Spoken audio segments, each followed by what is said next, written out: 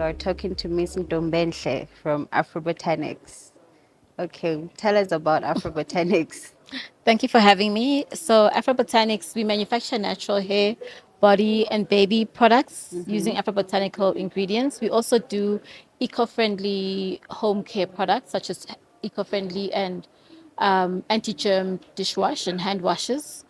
I started the business in 2011 in Johannesburg, and it was inspired by my grandmother who used to make medicines and beauty products using herbs. And I always wanted to have natural hair. I had not been able to have natural hair for most of my life. And I started it 2011 using my pension after leaving government. I invested in the business, and then I was able to get into mass retailers in South Africa. And we're currently available in over 1,000 stores in South Africa, Lesotho, Swaziland, Botswana, Tanzania, Zambia, and yeah, Namibia. So, for a program like the SME Go, how would you inspire other entrepreneurs like you, or what can you say to them? So I started working with SME Go, the platform, in 2021. I actually got funding because I was using the platform. The platform is a very it's like a business management tool, which helps you to manage your finances and know how your business, the health of your business, the credit health of your business, how that works. I needed funding urgently in 2021, just coming up from COVID, and also the war in Russia had caused problems with supplies of coconut oil into South Africa. And I was able to get funding in less than 2 weeks, which is the fastest time I've ever been able to get a loan of funding in South Africa. Yeah. Interesting. Okay, so given your expertise in strategy and brand building, what advice would you offer to emerging entrepreneurs looking to create impactful African-inspired brands like you? Afro Botanics has been able to be one of the leading pioneering brands in the especially natural hair space. And it's really because we are authentic and we celebrate our African identity, and we are all about elevating the African story and retelling the African story in a positive way. So, for example, my first range celebrates African queens, and each we have about 10 products, and each product is named after an African queen. So we've got our super butter, which is called by Asantewa.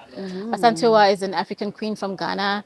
We've got our deep conditioner, the Amina deep conditioner. Amina is a warrior queen, ancient queen from Nigeria.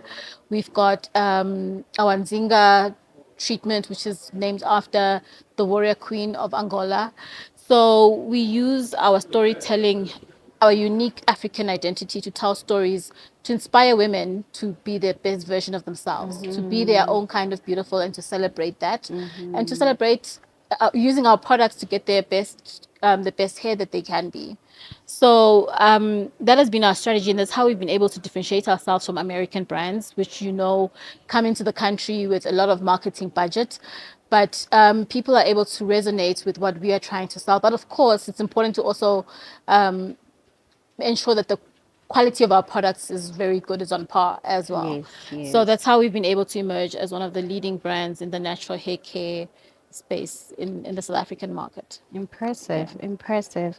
So, how can businesses in the beauty and household sectors leverage the AFCFTA to overcome barriers to cross-border trade and expand their market reach across Africa? First of all, we need to understand that Africa is the future market, and all countries are looking into expanding into other African countries in order to grow their revenues. And we as Africans, African owned brands, have the advantage because already we are like, no one can do natural hair care products the way that we can, because we have tested it on our own type of hair. Yes. And so we need to be vigilant in understanding the opportunities of that, because we want to avoid a situation like with AGOA, where only big big businesses were able to take advantage of that. So we need to lobby government for one to fast track the AF, what is it, AFSTA. Yes, Yeah, AFCFTA. first of all, fast track it because we're talking about it for so long, but it's still not happening. One, two, we need to ensure that we have workshops so that I understand how I'm able to now trade freely to Mozambique, because it doesn't make sense to me why an African manufactured brand like myself must pay such high taxes if I want to sell into Mozambique. But importantly, I think that what I would like to see is that the free trade also allows for partnership and collaboration. It mustn't be a situation where South African companies are now able to just go and take over a Mozambican market or a Zambian market. I do like the idea that we need to be able to facilitate agreements. Like I must be able to find a distribution partner there that's been vetted in that country and has credibility, Yes. so that we all grow the economies together. We have to avoid a situation where stronger economies benefit more than smaller economies. Yes, And I yes. think we need to have conversations around competitive advantage. It mustn't be that just because a country is able to produce most things, that then, let's say you take a country like South Africa compared to Lesotho, Yes. they must be able to benefit equally. Both. Yeah. Yes, yes. So I think those are the kind of conversations that we need to keep track of and also participate in as small entrepreneurs, and also leverage this to grow manufacturing in the country, in the continent. Africa brings in imports too much from China, and we need to start manufacturing on the Our continent. own. And I think it's really good for the different countries to establish some form of expertise in certain things, like maybe Yes. you know a plastic type concentration in countries that produce oil, like your Nigerias. We must make more clothing, Like uh, Ghana's rice. rice, Yeah, like, tomatoes, mm, tomato paste, you know, so many things that we are importing. We don't have to import as a yes, continent. because we have the We expertise have, and actually, we have the land, and the right? land and the best of it. Yeah. True. So we need to really leverage this conversation so that all of Africa benefits equally, and that we become mass exporters instead of being the mass importers that currently Importers, is. that Yeah. is true. That is true. Yeah. So your work emphasizes gender equality. How can other businesses integrate the SDG 5 into their operations? And what role do you see the AFCFTA playing in advancing gender equality across African markets?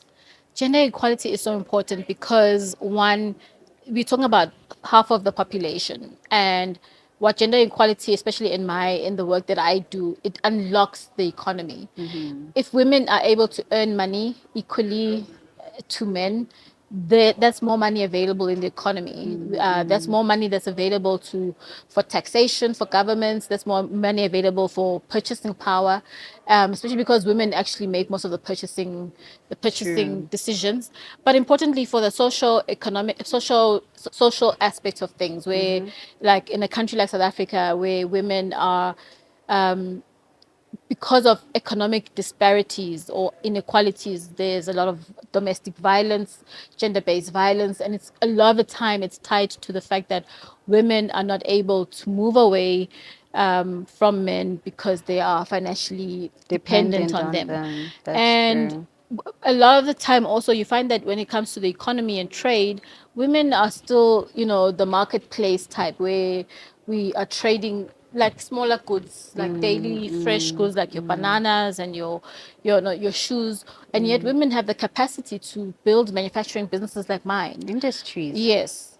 And so we need more women being able to have that opportunity, and we need the free trade agreement to emphasize the importance of women and women business partnerships, because there are a lot of opportunities for women to manufacture and sell services and products that are used by women, right? So one of the challenges that I had while starting the business was that a lot of the people that I talk to, whether it's people I'm looking for money from, or people who I want to sell to in terms of the stores, a lot of the people there are men. men don't understand what women, the basics of personal care, Yeah. of beauty, even just hygiene. There are so many, there's a huge economy in the hygiene and personal care economy for women. So there's a lot that we can unlock where it's just women to women. So Yeah, I'm that's really looking true. forward to that. I've had the opportunity of networking with women from all over Africa in through the AWEB program, the American AWEB program, and I just love it because it's like you get inspired and you get to understand how different markets work, and I think having a women to women network, AFTA, okay, that word, Yes. network where African women are networking and we're talking about business Free and really going trade. business, yeah, and partnering and free trade.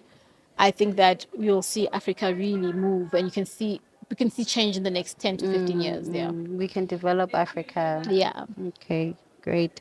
So, as a passionate speaker and advocate for African identity, how can platforms like the Old Mutual Entrepreneurs Connect 2024 contribute to expanding knowledge and educating users about successful strategies in your sector? For me, identity is one of the big topical things. I mean, you're in South Africa, so recently we had issues around the identity of Miss South Africa. I think the Miss South Africa Nigerian Yes, yes, yes. contestant. I think we focus a lot on things that divide us. And of course, identity in South Africa, especially, is an issue because as Black people, it's very hard for us to participate in the economy. So platforms like SME Go allow for more inclusive participation, regardless of what race you are. We need to get to a point where, whether you're Black or white, you have equal opportunity in the economy, equal opportunity to access funding, equal opportunity to access to market. Currently, that's not the case. Yes, Currently, the yes. economy is owned 80% owned by white people. And so as Black people, we really need to strengthen our identity and our understanding and our belief in ourselves. I'll give an example where, we just, especially as Black South Africans, we need to start unlocking our ability to direct how the economy goes. In America, African Americans have been able to mobilize money towards Black businesses by proudly supporting Black owned businesses. In South Africa, we don't do that. No, And no, we need no. to start doing that if we want to unlock the economy and create equality and be able to support businesses like Afrobotanics. But I must say that Afrobotanics is at the level that it's at because Black African women have been supporting us. We just need to do better at ensuring that we get more support to more businesses.